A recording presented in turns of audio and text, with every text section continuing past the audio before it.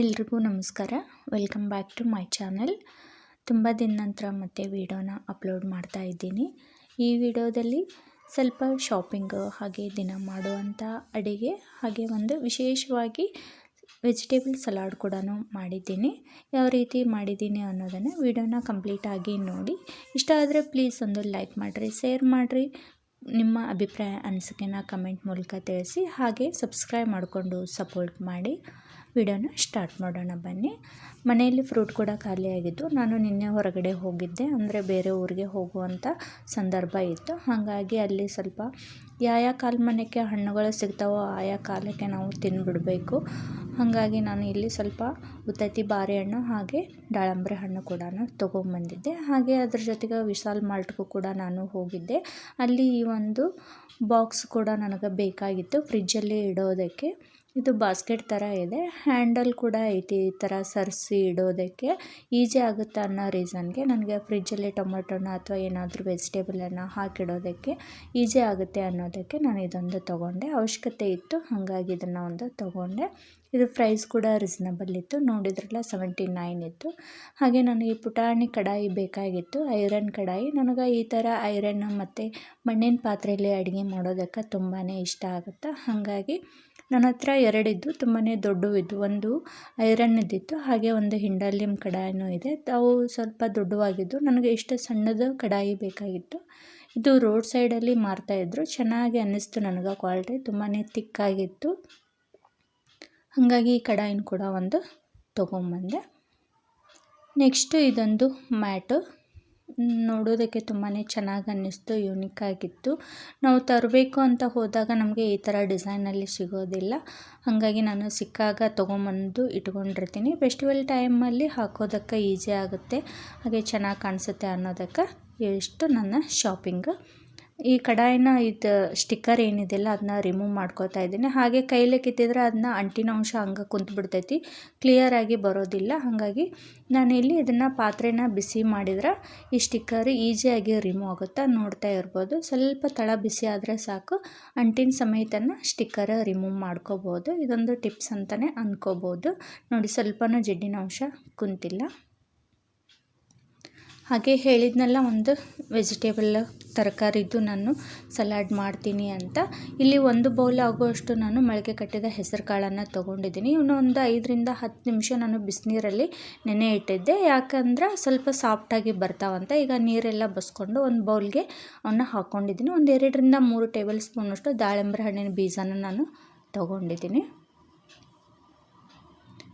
ಹಾಗೆಯೇ ಒಂದು ಸಣ್ಣದ ಬಿಳಿ ಈರುಳ್ಳಿನ ತೊಗೊಂಡಿದ್ದೀನಿ. ಇದನ್ನು ತೊಗೊಳ್ಳೋದ್ರಿಂದ ಇದರಲ್ಲಿ ಕ್ಯಾಲ್ಸಿಯಂ ಪ್ರಮಾಣ ಜಾಸ್ತಿ ಇರುತ್ತೆ. ಹಾಗಾಗಿ ನಾನು ಬಿಳಿ ಈರುಳ್ಳಿನ ತೊಗೊಂಡಿರ್ತೀನಿ, ಸಣ್ಣದಾಗಿ ಕಟ್ ಮಾಡಿ ಹಾಕ್ಕೊಂಡಿದ್ದೀನಿ. ಇಲ್ಲೊಂದು ಸಣ್ಣದಾಗಿ ಟೊಮೊಟೊ ಹಣ್ಣನ್ನು ಕಟ್ ಮಾಡಿ ಹಾಕ್ಕೊತಾ ಇದ್ದೀನಿ. ಹಾಗೆ ಒಂದು ಕ್ಯಾರೆಟನ್ನು ತುರಿದು ತೊಗೊಂಡಿದ್ದೀನಿ. ಅದಾದ ನಂತರ ಒಂದು ಅರ್ಧ ಸೌತೆಕಾಯಿನ ಸಣ್ಣದಾಗಿ ಕಟ್ ಮಾಡಿ ತೊಗೊಂಡಿದ್ದೀನಿ. ನಿಮ್ಮ ಹತ್ರ ಯಾವ ತರಕಾರಿ ಇದೆ ಅದೆಲ್ಲನೂ ಹಾಕ್ಕೋಬೋದು, ತಿನ್ನೋದಕ್ಕಂದ್ರೆ ತುಂಬಾ ರುಚಿಯಾಗಿರ್ತೈತಿ. ಹಾಗೆ 1-2 ಟೇಬಲ್ ಸ್ಪೂನಷ್ಟು ಶೇಂಗಾ ಬೀಜನ ಹುರಿದು ಸಿಪ್ಪೆ ತೆಗೆದು ತೊಗೊಂಡಿದ್ದೀನಿ. 1/4 ಟೇಬಲ್ ಸ್ಪೂನಷ್ಟು ಪೆಪ್ಪರ್ ಪೌಡ್ರನ್ನು ತೊಗೊಂಡಿದ್ದೀನಿ. ಹಾಗೆ 1 ಹಸಿಮೆಣ್ಸಿಕಾಯಿನ ಸಣ್ಣದಾಗಿ ಕಟ್ ಮಾಡಿ ಇಟ್ಕೊಂಡಿದ್ದೀನಿ. 1/4 ಟೇಬಲ್ ಸ್ಪೂನಷ್ಟು ಚಾಟ್ ಮಸಾಲ ತೊಗೊಂಡಿದ್ದೀನಿ. ಹಾಗೆ 1/4 ಟೇಬಲ್ ಸ್ಪೂನಷ್ಟು ಜೀರಿಗೆ ಪೌಡ್ರನ್ನು ಹಾಕ್ಕೊಳ್ತಾ ಇದ್ದೀನಿ. 1/4 ಟೇಬಲ್ ಸ್ಪೂನಷ್ಟು ರೆಡ್ ಚಿಲ್ಲಿ ಪೌಡ್ರನ್ನು ಹಾಕ್ಕೊತಾ ಇದ್ದೀನಿ. ಕೊನೆಯಲ್ಲಿ ಸ್ವಲ್ಪ ಕೊತ್ತಂಬರಿ ಸೊಪ್ಪನ್ನು ಕೂಡ ಸಣ್ಣದಾಗಿ ಕಟ್ ಮಾಡಿ ಹಾಕ್ಕೊತಾ ಇದ್ದೀನಿ. ರುಚಿ ತಕ್ಕಷ್ಟು ಉಪ್ಪು, ಒಂದು 3-4 ಡ್ರಾಪಷ್ಟು ನಿಂಬೆಹಣ್ಣಿನ ಜ್ಯೂಸನ್ನು ಹಾಕ್ಕೊಂಡು ಚೆನ್ನಾಗಿ ಮಿಕ್ಸ್ ಮಾಡಿಕೊಂಡ್ರೆ ಇಲ್ಲಿ ವೆಜಿಟೇಬಲ್ ಸಲಾಡ್. ನೀವು ಫ್ರೂಟ್ ಬೇಕಾದರೆ ಯಾವ ಫ್ರೂಟ್ ಬೇಕಾದರೂ ಹಾಕ್ಕೋಬೋದು, ಇನ್ನು ಯಾವುದಾದ್ರೂ ತರಕಾರಿ ಬೇಕಂದರೆ ಇದಕ್ಕೆ ಮಿಕ್ಸ್ ಮಾಡ್ಕೋಬೋದು. ತುಂಬಾ ರುಚಿಯಾಗಿರ್ತೈತಿ. ನನ್ನ ಮಗ ಅಂತೂ ಇದು ತುಂಬಾ ಇಷ್ಟ. ಹಾಗೆ ಅದಕ್ಕೆ ಲಂಚ್ ಬಾಕ್ಸು ಕೂಡ ನಾನು ಇಟ್ಟು ಕಳಿಸಿದೆ. ಸ್ವಲ್ಪ ಮಧ್ಯಾಹ್ನ ಟೈಮ್ ತಿನ್ನೋದ್ರಿಂದ ನೀರು ಹೊಡಿತೈತೆ, ಆದರೂ ಕೂಡ ಚೆನ್ನಾಗಿರ್ತೈತಿ ಟೇಸ್ಟ್ ಅನ್ನೋ ರೀಸನ್ಗೆ ನಾನು ಹಾಕಿ ಕಳಿಸಿದೆ. ವಾರದಲ್ಲಿ 1 ಸಲ 2 ಸಲ ಇದನ್ನು ಈ ಥರ ಸಲಾಡನ್ನು ಮಾಡ್ಕೊಂಡು ತಿನ್ನೋದ್ರಿಂದ ವೆಯ್ಟ್ ಕೂಡ ನಾವು ಕಡಿಮೆ ಮಾಡ್ಕೋಬೋದು. ಹಾಗಾಗಿ ನಾನು ವಾರದಲ್ಲಿ 1-2 ಸಲ ಈ ಥರ ಮಾಡಿಕೊಂಡು ತಿಂತಾ ಇರ್ತೀನಿ. ನೋಡ್ತಿರ್ಬೋದು ಎಷ್ಟು ಕಲರ್ಫುಲ್ಲಾಗಿ ಕಾಣಿಸ್ತಾ ಇದೆ. ತಿನ್ನೋಕೆ ಹತ್ರ ತಿಂತಾನೆ ಇರಬೇಕು ಅನಿಸುತ್ತೆ. ತುಂಬಾ ರುಚಿಯಾಗಿತ್ತು. ಈಗ ನಾನು ಮಧ್ಯಾಹ್ನ ಲಂಚ್ಗೂ ಕೂಡ ಪ್ರಿಪೇರ್ ಮಾಡಬೇಕಾಯಿತು. ಲಂಚ್ಗೆ ನಾನು ಬೀಟ್ರೂಟ್ ಪಲ್ಯ ಮತ್ತು ಚಪಾತಿ ಬದ್ನಿಕಾಯಿ ಪಲ್ಯನ ಮಾಡೋಕ್ಕಿದ್ದೀನಿ. ಬೀಟ್ರೂಟ್ ಪಲ್ಯ ಮಾಡೋದಕ್ಕೆ ಇಲ್ಲಿ ಒಂದು 1/4 kg ಆಗೋಷ್ಟು ಬೀಟ್ರೂಟನ್ನು ಸಿಪ್ಪೆ ತೆಗೆದು ಈ ಥರ ತುರಿದು ಇಟ್ಕೊಂಡಿದ್ದೀನಿ. ಒಂದು 4 ಹಸಿಮೆಣ್ಸಿಕಾಯಿನ ಸಣ್ಣದಾಗಿ ಕಟ್ ಮಾಡಿ ಇಟ್ಕೊಂಡಿದ್ದೀನಿ. ಒಂದು ಟೊಮೊಟೊನ ಕಟ್ ಮಾಡಿ ಇಟ್ಕೊಂಡಿದ್ದೀನಿ. ಈ ಕಡೆ ಕಡಾಯಿ ಇಟ್ಟು ನಾನು ಒಂದು 2ರಿಂದ 3 ಟೇಬಲ್ ಸ್ಪೂನಷ್ಟು ಎಣ್ಣೆಯನ್ನು ಹಾಕಿ ಅದಕ್ಕಾದ ನಂತರ ಜೀರಿಗೆ ಸಾಸಿವೆಯನ್ನು ಹಾಕಿ ಅವು ಸಿಡಿದಾದ ನಂತರ 1 ಟೇಬಲ್ ಸ್ಪೂನ್ ಆಗುವಷ್ಟು ಉದ್ದಿನಬೇಳೆಯನ್ನು ಹಾಕ್ಕೊಂಡು ಫ್ರೈ ಮಾಡ್ಕೊಂಡಿದ್ದೀನಿ. ಅದಾದ ನಂತರ ಸ್ವಲ್ಪ ಕರಿಬೇವಿನ ಹೆಸರು ಹಾಕ್ಕೊಂಡು ಫ್ರೈ ಮಾಡ್ಕೊಂಡಿದ್ದೀನಿ. ಅದೆಲ್ಲ ಆದ ನಂತರ ಹಸಿಮೆಣ್ಸಿಕಾಯಿನ ಕಟ್ ಮಾಡಿ ಇಟ್ಕೊಂಡಿದ್ನಲ್ಲ ಅದನ್ನ ಹಾಕ್ಕೊಂಡು ಫ್ರೈ ಮಾಡಿದ್ದೀನಿ. ಅದು ಫ್ರೈ ಆದ ನಂತರ ಟೊಮೊಟೊ ಹಣ್ಣು ಕೂಡ ಹಾಕ್ಕೊಂಡು ಫ್ರೈ ಮಾಡ್ಕೊಳಕತ್ತೀನಿ. ಅದು ಟೊಮೊಟೊ ಸಾಫ್ಟ್ ಆದಮೇಲೆ ತುರಿದು ಇಟ್ಕೊಂಡಿರತಕ್ಕಂಥ ಬೀಟ್ರೂಟನ್ನು ಹಾಕ್ಕೊಂಡು ನೀಟಾಗಿ ಚೆನ್ನಾಗಿ ಫ್ರೈ ಮಾಡ್ಕೋಬೇಕು.